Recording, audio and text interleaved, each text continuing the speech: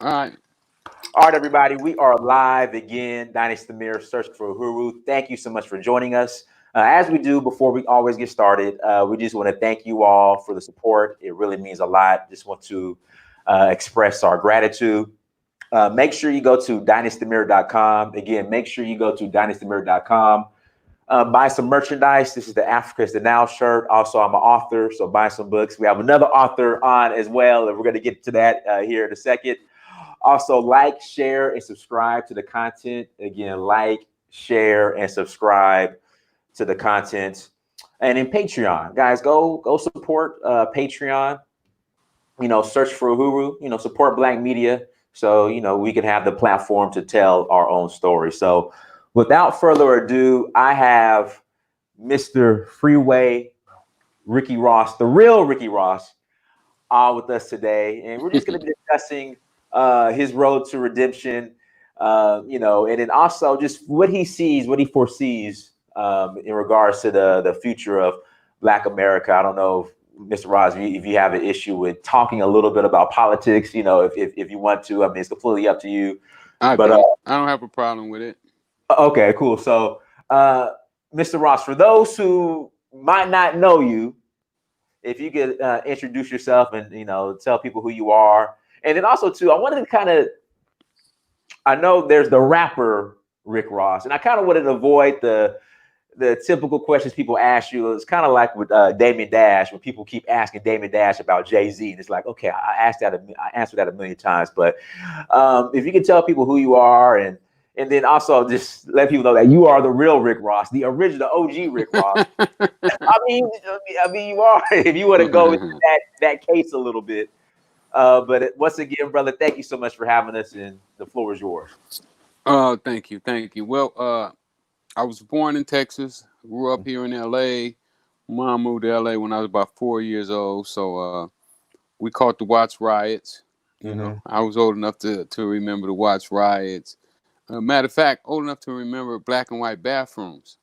Oh, wow. And black and white waiting rooms. So I'm one of those that have been around just long enough. I knew my grandfather who was a sharecropper.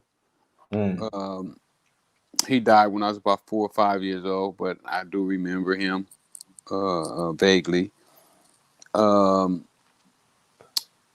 When I was growing up in LA, I wanted to be I wanted to be a gang member before I started playing tennis. Well, I read about that. Yeah. I thought that I was going to be a gang member.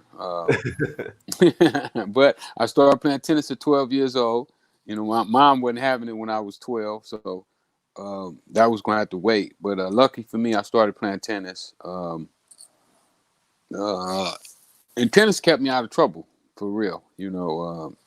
Some of the guys that I hung out with, matter of fact, one of the guys that probably was one of my best friends in high school, just got out of jail for robbery, murder, and I think he did like 35 years or something straight. And he went to jail like 18 years old. So I was thankful that I did start playing tennis, and that tennis kept me out of trouble up until I was old enough to really start making decisions. In the 12th grade, it was discovered that I couldn't read or write. So it became pretty clear to me that I would not be going to college playing tennis. Right. So I found myself almost in like a no man's land, not knowing what my next move was going to be. And for me, that was rare, because I kind of had my own agenda about what I thought my life was going to be like. And I had friends that was on my tennis team that had went to major universities, was playing. And I would go up to their dorms and work out with them at times. And I felt that was going to be, my life, that I would be in somebody's dorm hitting tennis balls. But when that didn't happen, my life kind of took a drastic change. I found myself back in South Central LA, doing what my friends that was in elementary and junior high school was doing. I started low riding, Um, and I talk about all that in the book as well. Right. So, Yeah, you exactly. So guys, make sure you cop the book. Now in the book, guys, and make don't sure. go to Amazon. Don't go to Amazon, Oh, I'm please. sorry. Oh, my bad. I'm sorry. Okay, I'm sorry. Okay. So what Yeah, I'm gonna do, I'm gonna buy another go, copy directly to you, or whatever link or site you have. We'll go directly to you and buy the book. I'm sorry. My bad. please, because Okay. Jeff Bezos don't need no money. Okay. If I don't understand. nobody know, if don't nobody know, he's the richest man in the world, Right. So he'll be and all right. flying. His numbers are shooting up. Mm-hmm. So you can get the book though at my website, freewayrickyross.com. One more time. What's the website? Freewayrickyross.com. Okay, guys. So go there and pick up the book, and I'm gonna Please, go ahead and get a copy from there as well. thank you. No problem. No problem. So Now. it was during that time that I started selling drugs. Mhm. Go ahead, you was finna say something. I'm Yeah, I was sorry. gonna say now. During your tennis career, now you were coached or worked with the Venus and Serena's father. Did I read? No, no, it was a different Richard Williams, and Okay, different one. Okay, this is the guy that taught their dad in the beginning. okay, The Richard Williams that taught their dad. I remember when Venus and Serena were little girls, um, and we would all be at the tournaments together. hmm Um, I had sons and nephews that I taught that played with Venus and Serena. okay. Cool. So, but no, it's a different guy. All right, so I thought it was the same one, so that's why I had asked that. Yeah, I know everybody gets the two of them mixed up, but Richard, not Venus and Serena's dad, but the other Richard, he's probably taught more kids to play tennis probably than anybody. Wow, wow. Yeah. So now I'm starting. So I'm starting. This is what I'm starting to notice. A lot of people individual in your generation came from the South, relocated to the West Coast in the name of opportunity, but then certain things just went the wrong way. Like what events, I guess, took place that I guess caused you and other individuals to go from, okay, our parents are coming here from opportunity to, we got to get into the game. Like what happened? Well, the opportunity, um, it wasn't as sweet as everybody thought it was. Mhm. When my mom's uh, got here, we slept on her sister's couch for a few months, Oh wow. and then we moved in with my aunt and uncle for a little while. Um, so it wasn't as sweet as people thought. Jobs weren't as easy to get as everybody um, thought they may have been.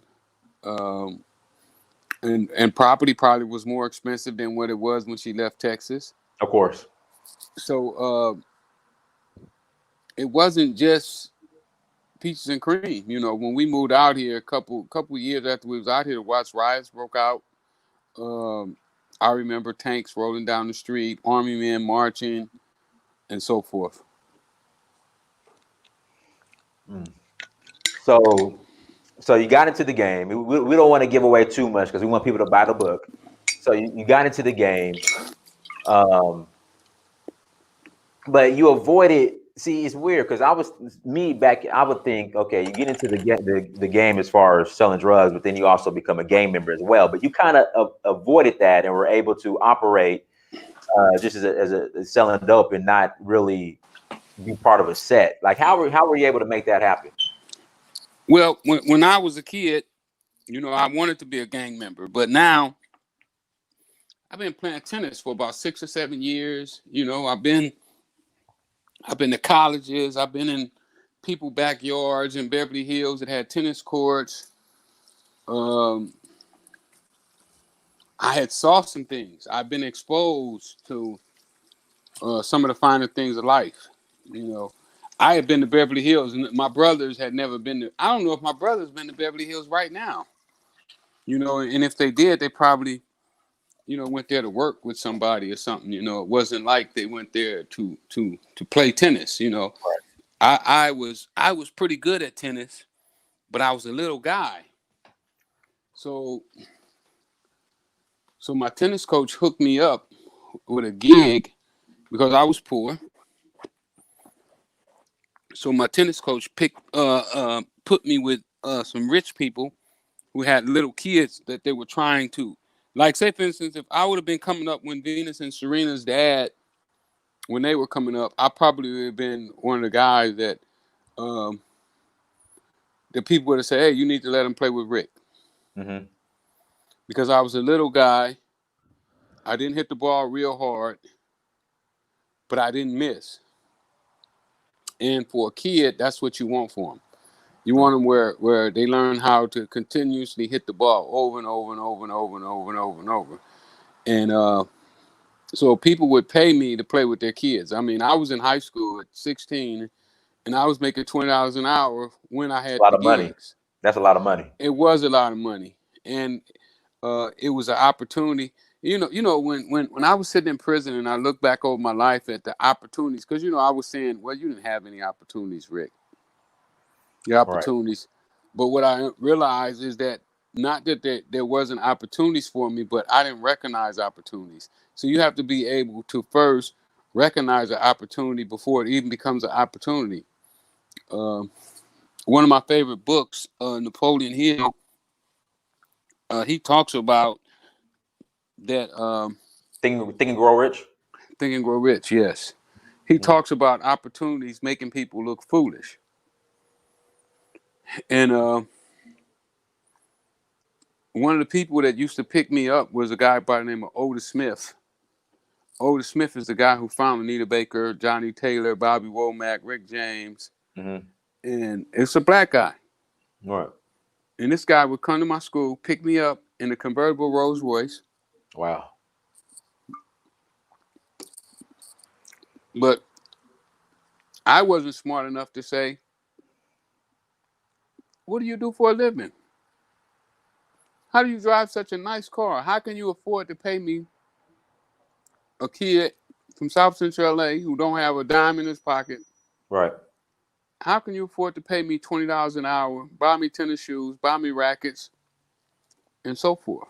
And Mr. Ross, if I could interject, so I had this similar experience, similar experience. So when I played football at the University of Georgia, I would be around all these alumni with money, jets, businesses, and we would just sit down at these galas and these banquets and post football after the football games as far as tailgating. And I would never ask those questions, and we would just talk about football all day. And I'm thinking to myself, the amount of opportunities I missed out on by not just shifting the conversation. But we live and we learn. Absolutely. Well, that's what I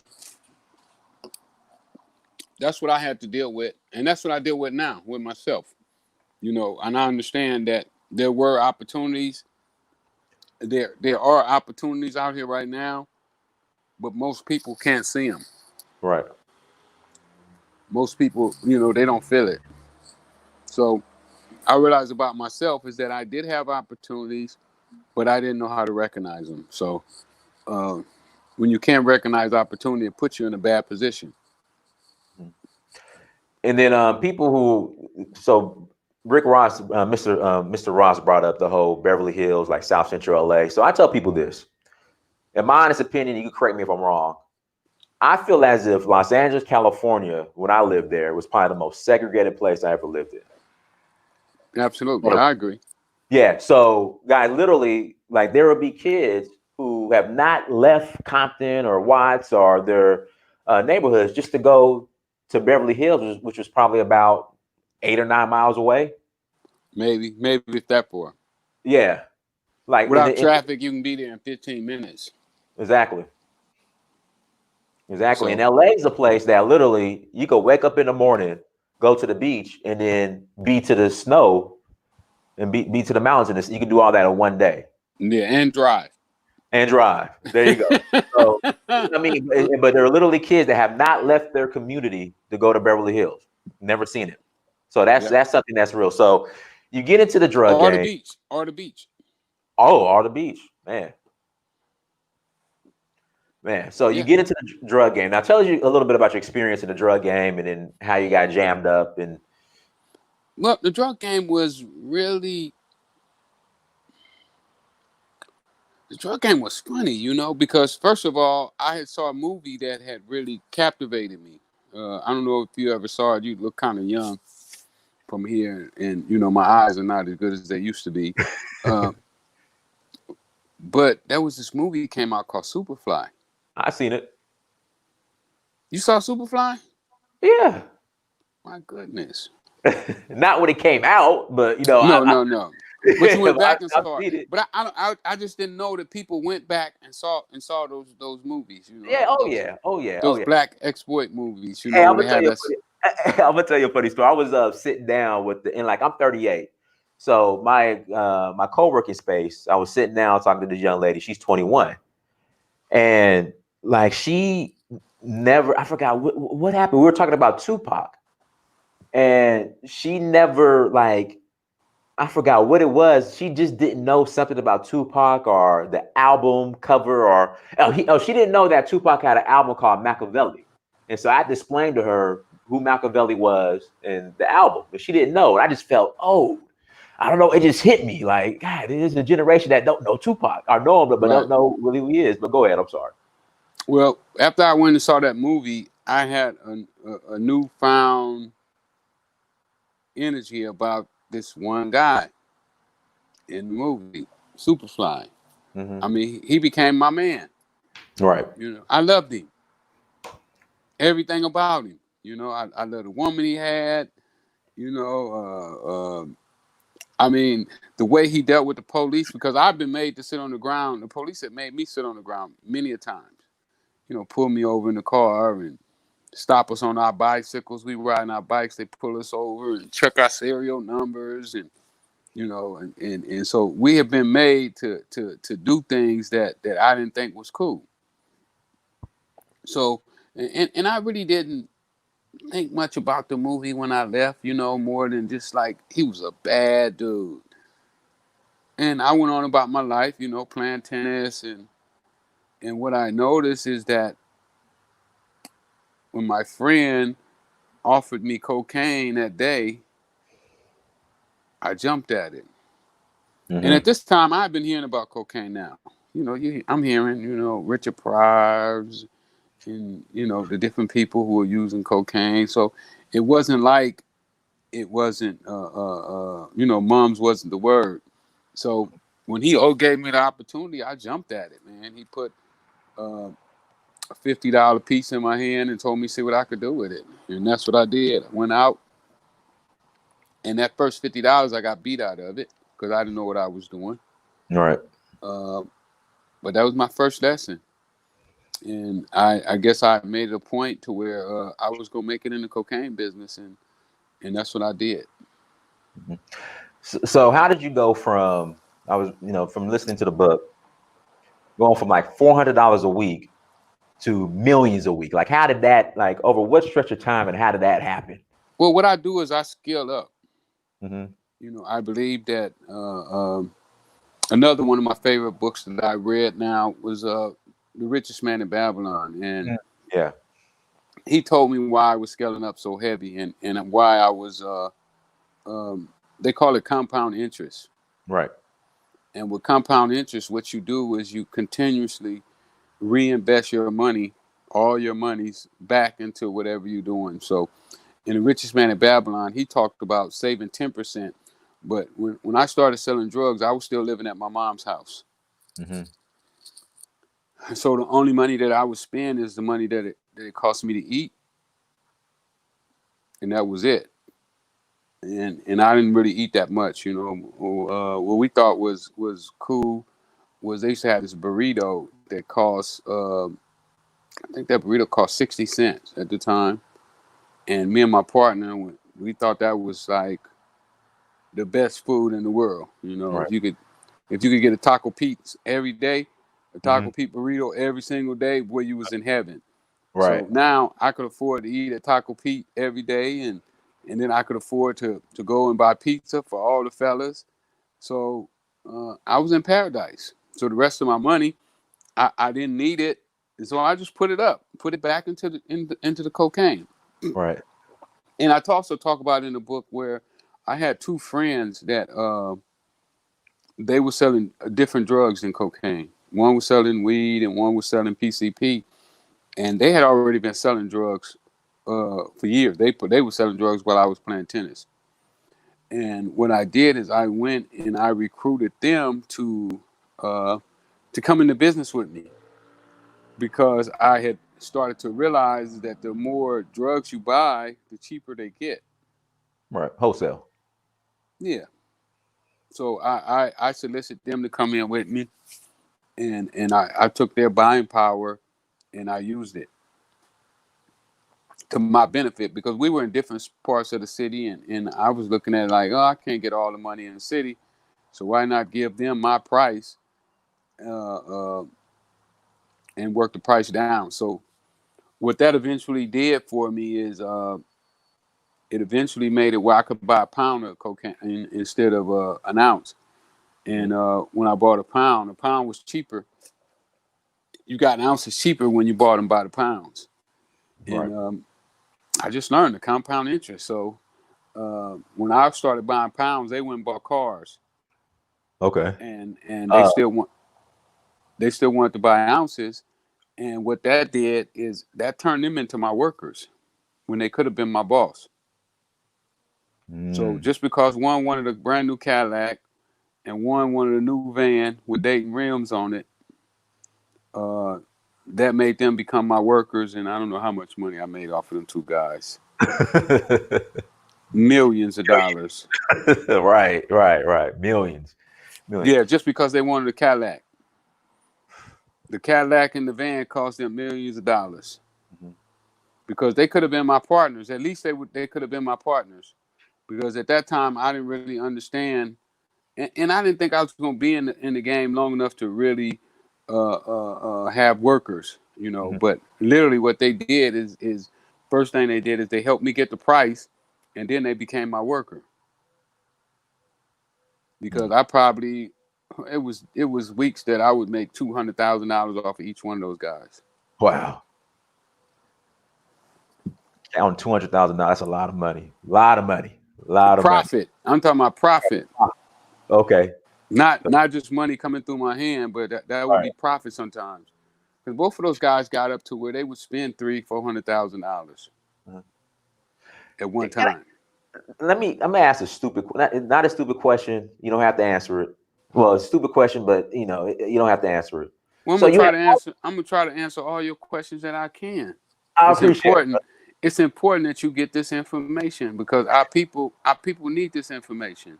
Right. They see like I was telling you earlier when I was running around with those people. See, nobody ever taught me the information that I needed. Right. Right. So this is my question. You have millions and millions of dollars. You get busted, you go to jail. Like, what happens with all that money? Like I was just like, you read these stories about the drug dealers that go to jail, but they're making all this money. Like, what Well, happens? numerous of things happen. Okay. The government won't they cut. Okay. Your family members, Oh. who more than likely was taking care of stuff, you put them in position. Because the reason that I started selling drugs, I believe, is that I wanted to better my position in life. Hmm. I didn't have a rich uncle or rich auntie that was going to say, Rick, you want to open up a tire shop? Here's a loan. Here's 150,000. Go off and do what you do. I know you're gonna get up at 5 in the morning and you're gonna stay there at 1 and 2 in the morning. You're gonna get very little sleep. You're gonna work as hard as you can. You're gonna work till your hands are sore, till you got blisters on your hands and your feet. I didn't have anybody that would come in and do that for me. Right. So I had to figure out a way that I had to do it for myself. Mhm. Mm. Wow. If that makes sense. No, it makes a whole lot of sense. And the only way the only way you thought that would make sense was what you saw on Superfly, for the most part. Absolutely. People in there you go. Yeah. Yeah. Absolutely. That's where I was getting my game from. Mhm. I didn't have nobody to come and walk me through the game. Now, once I got in the cocaine game, as people used to call them, crackheads, they started lacing me up. They started teaching me all kinds of things, how to build houses and how to do electricity and how to work on a car, how to go to the auction and buy a car. Right. My knowledge that I got from selling cocaine is invaluable. Mhm. I You mean, know, I wouldn't trade it for all the money in the world. I wouldn't trade it for Jeff Bezos' money. I'm just gonna take his. right. You know what? I tell people this. I had an outreach program called Project Peanut Butter and Jelly, and what we would do, we would feed the homeless on Skid Row every Sunday when I was in LA. And people didn't want to believe me. I said some of the most intelligent, smartest people I ever met were the homeless people out there on Skid Row, and Well, they will go ahead, go ahead. go ahead. No, I mean, we would have conversations about everything. And then you think everything will be pseudo. I'm like, okay, this person's probably geeked up. But then you go look it up and it's like, why is this man homeless? You should be a Well, rocket scientist. well, they got caught up. Right. See, anybody can get caught up. See, because with cocaine, you could get hooked on the first one. You know, I saw people bring their friends over and give them their first hit, and then the next thing you know, in a month, they hooked. So anybody could get caught up, and the way people, like even the way the government tries to go against drugs, and they saying, oh, this is a monster, and he's gonna be selling your kids drugs. No bullshit.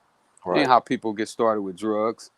I do surveys when I go to the juvenile halls, and when I talk to the kids about using drugs, and usually what they tell me is the person that turned them on was their daddy, their mama, their auntie, the brother, the sister, their best friend, their cousin. It's never a stranger. Never has anybody ever told me that some strange person they never seen before come up and get them drugs for the first time. Doesn't happen like that. It's usually somebody you love, somebody you trust that introduces you to selling drugs or using drugs. And a lot of times they come in trying to sell drugs and turn into drug addicts. Hmm. So you're absolutely correct. Some of those people on Skid Row are completely brilliant. Some of the most brilliant people I ever met was during the time that I sold cocaine. They became my teachers. They taught me how to use a triple beam. They taught me what a gram was, what a tenth of a gram, what a kilo was. Uh, all the things that school didn't teach me. Uh, I needed one of them to be my chemistry teacher, and I probably would have got an A. Right. Exactly. Exactly. So I you might have making been all at Georgia Tech too. so you make all this money. Like, how did you get jammed up? Like, what was it? Because see, from what I was reading, you were a very low profile, or kind of more low profile guy. You weren't as flashy as some people, or Well, as flashy as somebody. you can be low profile in your dress, but in your marketing skills, you can be over and above. And if anybody just will look at what is happening with me right now, they can see that I marketed myself very, very well because it's been 30 years since I sold drugs, and people are still talking about me selling drugs. Right. And we want to And shift that narrative. That's what um, I know that's what you're known for, but I kind of want to like shift. I think it's time to shift that narrative. I mean, well, we will, but they're not gonna do it though until I become like a billionaire or something like that, and then right. they'll stop talking about what I did in the past because what I did in the past was pretty amazing. Yeah, it was. I mean, yeah. But it's not as amazing as the things that I'm working on right now. You know, so I give them a pass with that because I Okay. do understand why people keep going back to it. They can't believe that uh, some dumb kid from South Central LA who couldn't read, couldn't write, was able to take um, literally a $50 rock and turn into a $3 million a day business with no formal education. So I get it, and I give them a pass. I just say, you know what, you just got to show them again. Right. So you get jammed up. Now you said so in prison you had the opportunity to reflect, and then it's awesome. Now I'm gonna tell you what's awesome that people don't talk about as much, but they do. How you were able to beat your case by Yeah. reading books. So let's talk about that and talk about your how you were able to reflect while you were locked up as well and come out a changed man. Well, when I was in there, my lawyer told me that I was done, uh, that I was never gonna get out again. The prosecutor, he was dead hold on me never getting out of prison. He didn't want to make a deal. He didn't want to talk about no deal. The only deal he would talk about is if I went in and pled guilty to the courts and got on my knees and begged the judge. And Right. while I was begging the judge to not give me a life sentence, he was going to be begging the judge to give me a life sentence.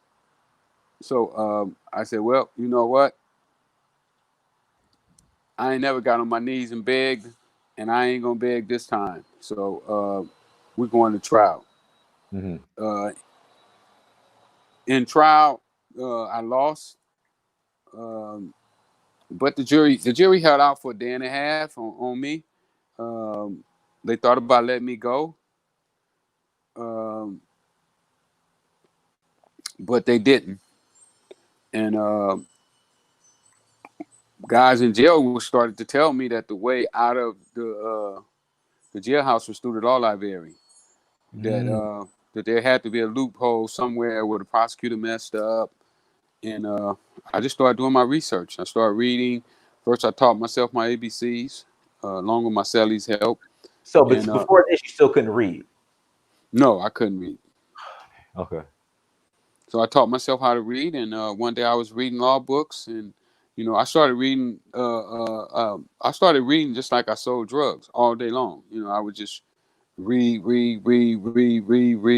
until I was just tired of reading. I messed my eyes up while I was in jail. My eyes are bad now because I think I read so much in dark places. You have this little light that they would give you because they would turn your lights out at a certain time. At 9 o'clock, lights is out, so you didn't have the light to read by. So you'd have to buy a little book light, and you'd be reading by that book light. And, but anyway, I just read just like I sold drugs all day long, and it became my number one passion. Stopped watching TV. I turned the radio off. I tuned, I literally tuned the world out. I divorced my life, and I married reading. And so I got so good at reading that I could go into the courtroom and debate the law. First, I started debating the law with my lawyer inside the visiting room. He didn't like it. Right. He thought, how can this dumb drug dealer from South Central LA, who's been giving me all this money, how could he now try to tell me what the law says and what the law should be? But what I found out about lawyers is that they don't really do the research. They have some other person who is not as well educated as they are, Paralegal. a paralegal, does all their research. Yeah. So I started thinking, well, maybe this guy's not as smart as I used to think he was. Yeah, he graduated from Harvard, top of his class. But do I want to leave my fate in this guy's hands? Or should I take this into my own hands? Who, to me, this is the most important issue of my life, and I felt that I should be the one judging about my case, and that's what I did. I just started reading every case that they had until I knew my case better than anybody else knew it. Guys, make sure you go to freewayrickyross.com. The link is right there on the screen. It's in the chat room. Again, go and buy your book. Go buy your Freeway Ricky Ross merchandise. Again, go to Freeway Ricky Ross and cop some gear. So while you were in prison, what else were you able to reflect on? Because I know there had to be some guilt. Because, I mean, if you look at '80s during the crack era in Black America. I mean, and in the '90s, that's when Black America was probably at an all-time low, especially the communities, because of what it did to the communities. Like, did you have an opportunity to reflect on somewhat the role you played in that, or Yeah, I and how did. you I redeemed did. yourself? I Yeah. did. I Hmm. did. I mean, the best way that I sum that up is that I played in the game. I was a participant in the game. Uh, and then some people, they go by what size participant were you? Hmm. Were you a big participant or were you a little participant? But the way I look at it, if you participated, you participated, because if you Right. just was a little participant but you participated, then you enabled me to become a big participant Right. from your little participation. So the way I look at that is no regrets, only lessons. I learned a lot from the drug business. Um, Everybody that was in it should have learned from it, and if you did learn from it, it's your fault that you didn't. Right. Um, and that's the same way with everything else that I was talking about earlier, with not being able to recognize opportunities. A lot of people can't recognize their opportunities, um, because they haven't taken the time out to analyze what they're doing.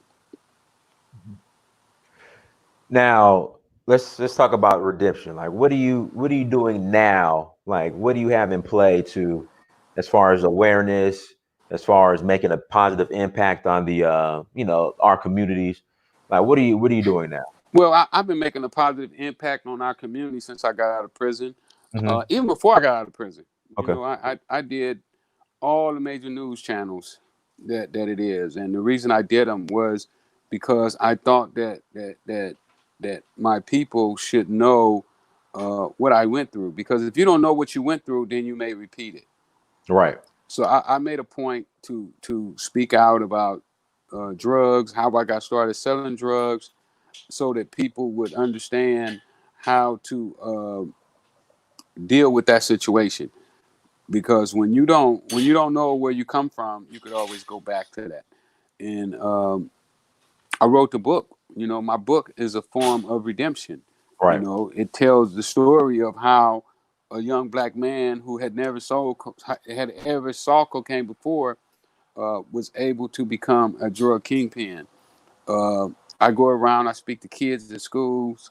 I spoke at colleges. I spoke at Brown University, St. John's, uh, Stanford, UCLA, and all of this to share the wisdom of what I've learned from being in the drug business. I also did a documentary, Freeway Crack in the System, that Saw that. stayed Hmm. on Netflix for a year Right. and a half, on the front page, and all of that was my way of showing people what I learned, Hmm. if that makes sense. Yes. So that's some of the ways that I have tried to redeem myself. But you know what? I don't think that crack is really our problem. What's the problem? Go ahead. I think And our I don't problem think so. Yeah. I I don't think think so our either. problem is not being able to think properly, not Expand, being able, huh? expand on that. Not being able to make critical decisions at critical times. A lot of times, we're not able to size up the situation because we've never been taught um, how to become critical thinkers. And I think that, and we do some critical thinking, but for other people. Like we be working on people's jobs, and we figure out ways to do the job a little better for them, or how to improve their situation. Right. But when it comes to us critical thinking for black people, we really don't do it. Um, I started a thing a couple. Oh, when George Floyd, the day after George Floyd got killed, one of my guys, he called me, and he was in tears about it, and he did like 35 years in prison, Man. and he told me that he felt like going to get a gun. He said, "Man, I feel like going to get a gun, man. I'm not gonna stay out here And in jail, if something happened, to a black guy in jail, they take care of it. Right. Somebody do something to him, another race or something like that, they go take care of it. Mm-hmm. They go get a knife, and the same thing he done to the guy, they do it to him. So that's kind of what he was talking about when he said that he felt like going to get a gun. Uh, so when me and him was talking, I was like, well, man, we can do more than that, though. I mean, if you get a gun, you go kill. You might kill 2 or 3 people, or 10 or 15 or whatever, but they're gonna kill you. Then everything that you're gonna take with you. Right now, our people need people like us who are not afraid, who don't uh, uh, uh, uh, live off the system. We have a lot of people that literally lives off the system right now. And what I mean by that is that their whole livelihood is connected to how well they get along in the system. That's why a lot of our entertainers can't speak out. They can't talk. They can't go to rallies. Only when they're told to. Like all of a sudden, I remember when all of a sudden all the actors started talking. Right. The first couple days, nobody said nothing. And then all of a sudden, when the white media started to Already, say, yeah, yeah. I was gonna say their handlers allowed them to talk. That's why. they said that, oh, this was wrong, this was awful, All this was right. horrible, and now I start to hear black people speak out, Mhm. and I'm like, wow. But I also noticed that if you don't have the platform, that they don't talk to you. Right. Like a guy like me who has been handcuffed, shackled, and beaten by the police, before Rodney King. And I wasn't doing anything the day that they stopped me, except that I used to sell drugs a year and a half ago. I was a drug dealer. But today I'm no longer a drug dealer because I quit. But they have 7 years to arrest you. So you had a secret indictment a year and a half ago. And now we're going to arrest you, but we also going to punish you right here on the street. We're going to hold court right here on the street with you. We're going to let the dog bite you. Uh, and by the way, we also planted drugs on you too. That part. Yeah. We planted drugs, and we lied on the search warrants too. Oh yeah, we lied when we told the judge that we saw you walking out of the house with bags. Well, we lied about that. So, but I mean, but you did used to sell drugs, right? Back in a year and a half ago. Um, so whatever we do to you is all good, Right. because you really don't have any rights. No way. You're a drug dealer. Everybody knows you're a drug dealer, or you used to be a drug dealer. But in our eyes, you still are, because you can never change. But Right. they don't treat white drug dealers like that. Of course not. You know. Um, so those are some of the things that I'm dealing with right now. I just ventured into the marijuana business, and now I'm looking and I'm seeing how much racism is inside of the marijuana industry. It's Of like, course. Of course. damn. Yeah. Of course. We went to jail for this shit too. We should be allowed to get licenses and to participate in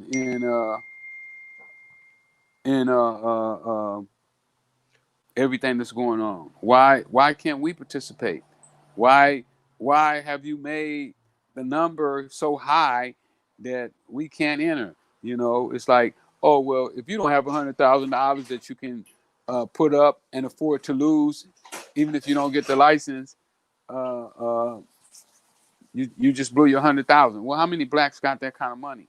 And the Right. ones that do, they don't want to have nothing to do with marijuana because they're part of the system already, and they don't know if the system is going to accept it. Right. So you just keep seeing this.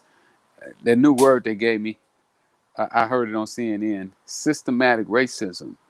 Never knew what it was before, Really. but no, I never knew that it was a thing called Really. systematic racism. Yeah, No. America is that. That's how America operates. Yeah, but if you're living in this system, Oh. Hopefully, brother comes back on. Guys, make sure you hit that like button. Make sure you share and subscribe. Mr. Ross, we lost you. Oh, there we go. We got you back. Go ahead. We can't hear you. We can't hear you. Yeah, we can't hear you. No, we can't hear you. Okay. Guys, again, hit the like button, share, subscribe. Hopefully you guys are enjoying the conversation we're having today.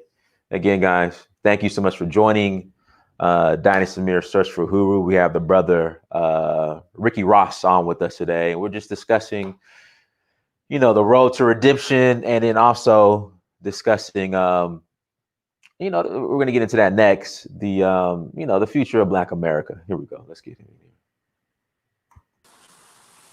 Okay, we're good to go. Go ahead. Yeah, systematic racism. Yeah. Yeah. Oh, yeah. I didn't know what that was. Mm-hmm. I thought that life was like it's supposed to be.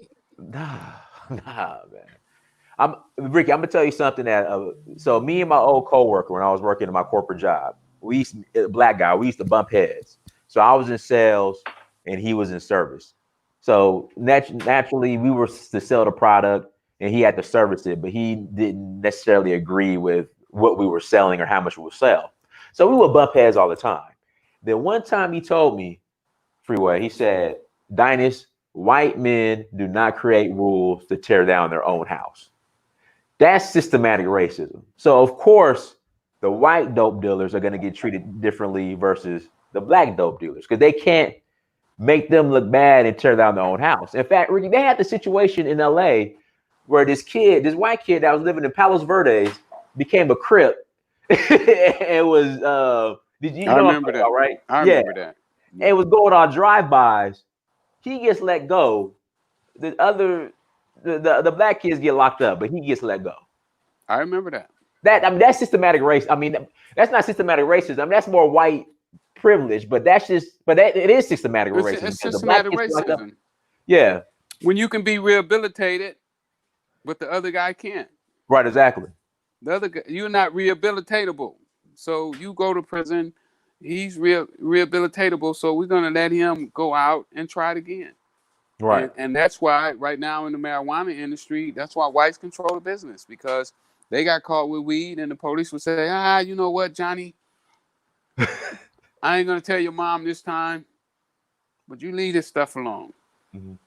And Johnny didn't leave it alone. He just got smarter and knew that not to let you see him doing it no more. Right. And now they kept all their money and they're running this industry. They took their money and parlayed it in other ways. So all that's part of systematic racism. Right. Now, the future of Black America, obviously here in America. Now, here at Search for Uhuru, the brand Dynasty Mirror, that's also my name. We're building a bridge between between the diaspora and Africa via art, commerce, and culture. Like, we're building that bridge. A lot of people are just fed up. They're tired of their resources here in America, their tax dollars going towards their own suffering. Because I mean, the police officers that killed George Floyd, they were on our payroll. Absolutely. Exactly. So they're like, look, we want to pull our resources out and go and shift it somewhere else where it'll be appreciated. Like we should. Right. So the future of Black America, like, I know that's a loaded question, but what are your No, I do this all the time. Okay. When I was in prison, I was looking out through my little window. I had a little window. It's about 6 inches wide and about 5 feet long, and a great view. They call it $1 million view. It's in the middle of San Diego, downtown San Diego. And I was looking out of my window and I was wondering, what was I going to bring back to the world? Right.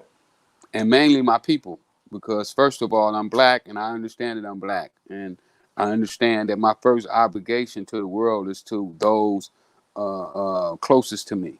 Mm-hmm. And I said, well, what are you going to bring them? And I thought about bringing a preacher.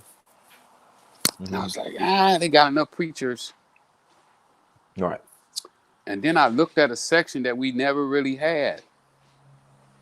We never really had anybody to teach us economics. Right. the way it's supposed to be taught. Oh, we got some people that make money. I'm not talking about the way they do it. You know, they get theirs and they be like, "Oh, I got mine. You get yours." Right. No, I'm talking about somebody who teaches each one teach one. Just how I sold drugs. See, when I sold drugs, I wanted my friends to have exactly what I had. Right. Every one of them. Everyone that wanted it, I wanted them to have exactly what I had. And I didn't hide nothing from them. From my connections to how much I paid for it, to how much I sold it for, to where I sold it to. And I gave them that same game, and some of them got rich off of that information. They became millionaires too. Mhm. And I got so big because I had so many millionaires up under me, Right. guys that I helped create. Mhm. And I at the time I didn't really understand it, like, but when I was sitting in jail and I started to look at all the guys that followed in my footsteps, they followed me to prison too. Some of them got Right. life sentences. Wow. Yeah. So when I was doing that, I was like, wow, why don't you get out and teach Black America economics? And that's what I'm doing now. I started a thing that we call the Black Agenda, Okay.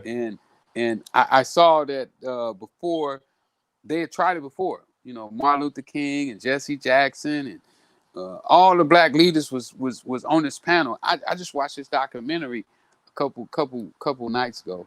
It's called Many Rivers to Cross, and it's about blacks trying to break out of slavery. Mhm. And uh, uh, in this documentary, they were looking for a Black agenda, and I'm like, wow, they was trying to do then what I'm trying to do right now. Uh, uh, and one of the things that they all said is that it's not going to be easy. It's not going to be easy for us to come up with a Black agenda because we have been taught not to trust each other, not to work with each other. That the light skinned one is better than the dark skinned one, and one with the curly hair is better than that one. So when it comes a time that we should be working as a team, we're fighting to see which one is the best. When what we have to do is we have to lay all of our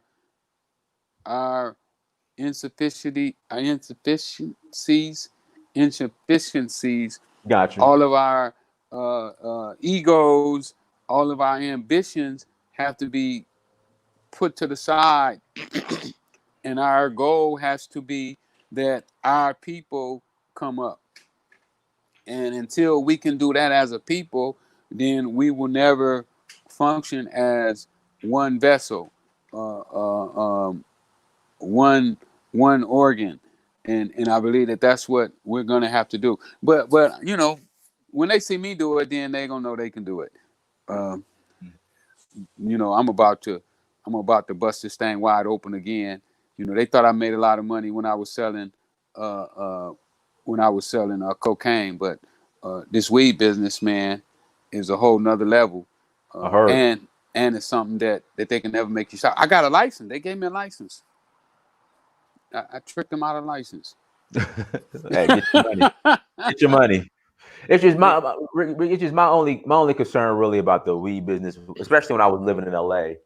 So you have these dispensaries all over LA, and what bothered me about it, Ricky, because when I was in sales, we would sell the lab coats to the people in the dispensaries. Hmm. It's just the dispensaries would be non-black owned, but then every time I pull up, I'll see us in front of there looking like zombies. It's still like that. Okay, and I usually just that's why I would just be like, Well, what we were able to do, we was able to go to the city and make them put in a social equity mechanism, mhm. and what that means is that they had to do a special program to allow minorities to get into the business. And what they did is they went by areas that was affected by the war on drugs. Where the police targeted those areas that All locked right. people up, and so forth. Uh, and that's how I got my license under that social equity banner. Mhm. Um, but even with that, we lost that. The Armenians got 75. They gave out 100 licenses. Armenians got 75. I Right. think blacks got 16 or 13, and Hispanics got the rest. Um, So even with the social equity, we found out that our politicians still sold us out. They came up with a way that others could get in and get more out of something that was uh, really set up for blacks, because we was the ones targeted the hardest on the war on drugs. If I would have been doing it, I would have said, okay, the people who were targeted the hardest, kind of like how they do the lottery with the Right. NBA. The team who had the worst record, they get Right. the The best more chance of. pick. They get no the best chance. They don't get the number Right. one pick, but they get the Right. best chance at getting the number one pick. They increase their numbers. Well, they never do anything to increase our numbers. But we don't really need the system to really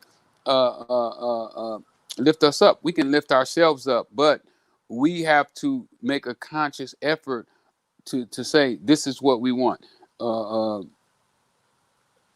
And it's not enough just to wish for it. You have to actually go out and pursue what it is that you're trying to accomplish in life, and that's one of the goals that I want to teach people how to do. Did you get a chance to read the LA Magazine article that they did on me? No, I did not. No, I have not. But Oh, you gotta I'll, read my I'll check it out, and I'll put the link in the chat room as well. I definitely will. Yes, sir. you Yes, you sir. Yes, you sir. gotta read my obituary. That's my obituary. Okay. Let me show you. I'll give you a sample of it. Okay. Okay. I got it sitting over here in my studio. Okay. I got my little studio here where I do my lives. This my Okay. little live setup here. This my Got this you. my that's my weed product right there. LA Kingpins. That's what's up. LA Kingpin. Let me Uh-huh. see if you can see this here. Can I you see see it. it? I It see it. says it says the crack king is back. Okay. I see it. And in there, this is when I was in prison. I had the life sentence without the possibility of parole. Mhm. And he was writing about me for the last time. He felt that he would never be writing about me again. He said that I'm dead. Actually, it's a rap. It's a wrap for you, buddy.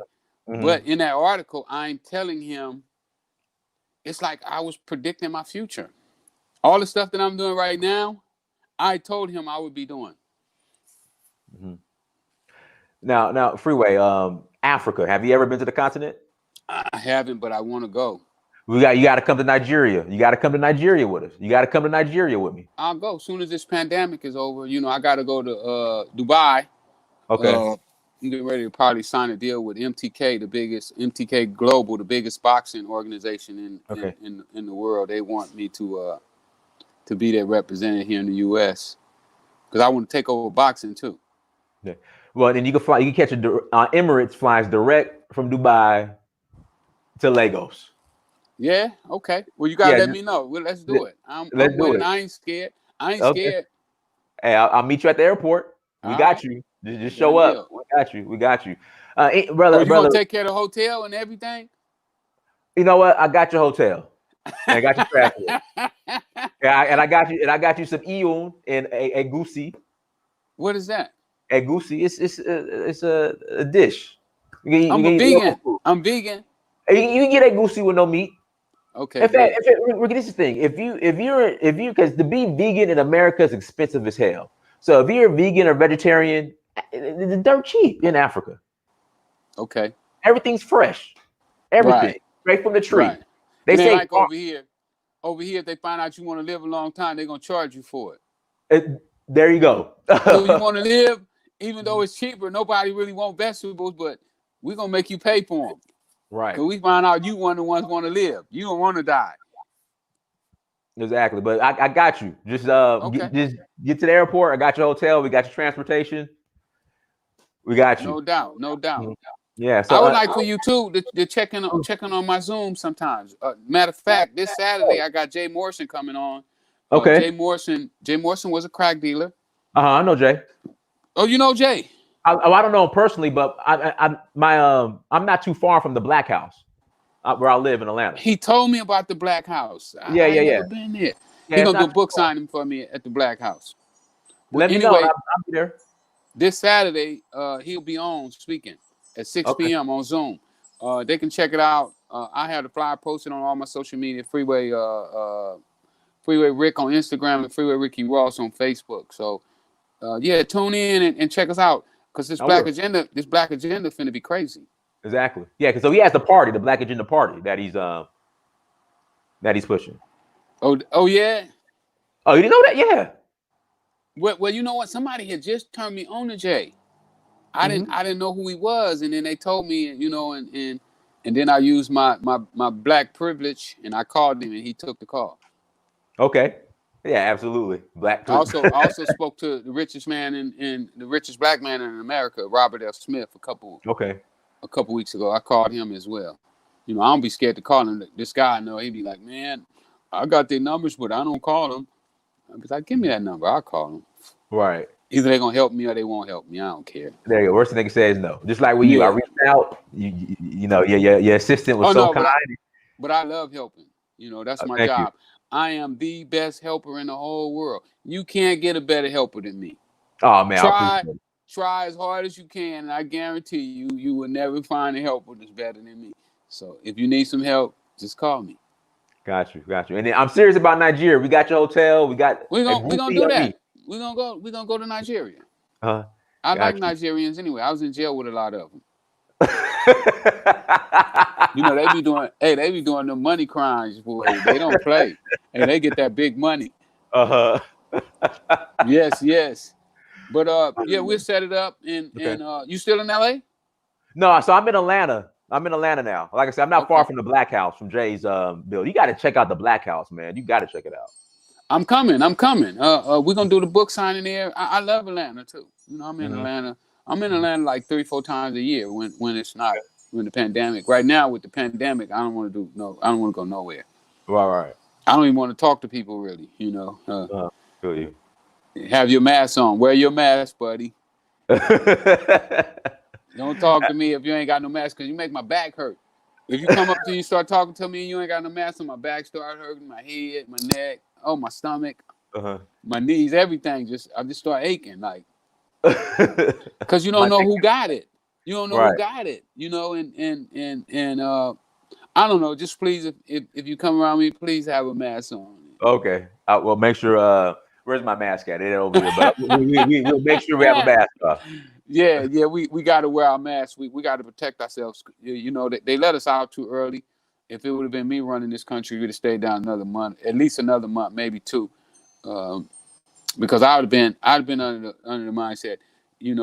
I'm always an ounce of prevention is better than a pound of cure. Right. And with this president, he don't know what a pound or an ounce is anyway. So you told him a pound, and which one would you take? This one or that one? One is a pound, one is an ounce, and he probably would take the ounce over the pound because he never had to make any decisions. Right. I don't know. It's crazy the way he's been running this country. Totally upside down. He like flipped it. Like, damn, how could you do that? I never know nobody could flip this motherfucker upside down, but you did it. Right. I'll give it to you, buddy. You was able to do the impossible. You run this motherfucker in the ground. And, if we as black people don't make some moves, we don't know what's gonna happen. They might put David Duke in there next. Mm-hmm. So, because this one here, I think he gone this time. Okay. Well, let me ask you this, Freeway. This will be the last question. So, do you think Joe Biden is the solution?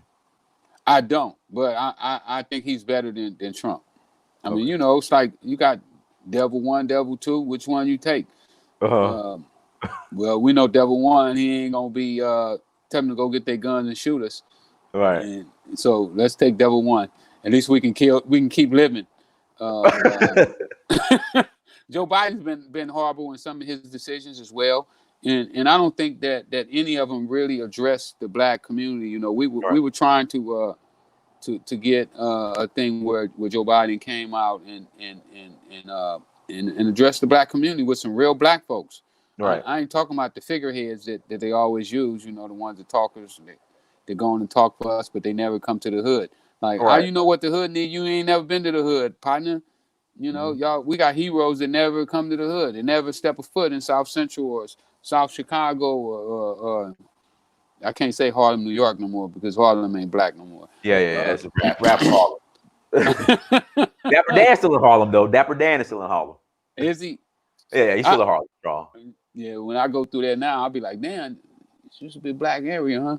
Yeah. Not no more. All right. But we really need people that really stands up and